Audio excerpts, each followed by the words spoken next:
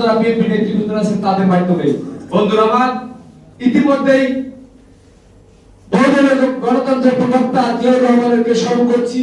আমাদের মাতৃতুল্য মা, যিনি অত্যন্ত কষ্ট করেছেন বাংলাদেশের জন্য, আমাদের দেশ নেত্রী বেগম খালেদা জিয়াকে দূর থেকে যারা নেতৃত্ব দিয়েছেন এই দেশের মানুষের জন্য, তারুণ্যের অহংকার দেশটা তারেক রহমানকে ষড়যন্ত্র। কালকে জামাত সরকার একটি পিয়ার ইলেকশন দেখলাম, আমি একজন দেখলাম টুপি মাথায় দিয়ে, আমার খুব পরিচিত, আমার অফিসের সামনে ডেন্ডি খায়, ডেন্ডি, ওর মাথায় হঠাৎ করে দেখি টুপি।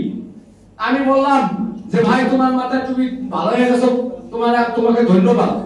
মানে যাইতে আসতে দেখা হয়, খুব পরিচিত, ডেন্ডি খায়।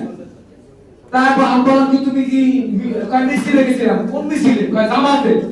আমি কই জামাতের মিছিল তুমি জামাত করো, মনে হয় ভালো হয়ে গেছো নাকি?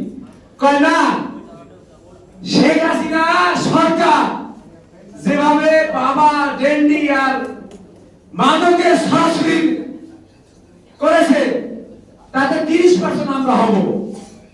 30% যদি এই পিয়ার হয়, আমাদের লগে যদি পিয়ার করতে পারি, তা আমরা মাদক ব্যবসায়ীরা 30% যা আমাকে মাদকে সংসদ সদস্য হইবে, তারা আমাদের একটু মাদক খাইতে সুবিধা।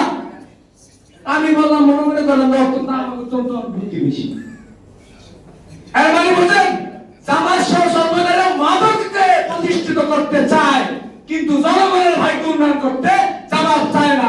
আমি পরিশেষে একটি চ্যালেঞ্জ করতে চাই জামাতকে, আপনারা যেভাবে নন্টু মন্টু শুরু করেছেন, ভাবছেন যে তারেক রহমানকে এইভাবে অভিনয় করলে তারেক রহমান মনে আমাকে সিট বানায় দেবে, আহো তোমাকে এই কয় সিট দিব।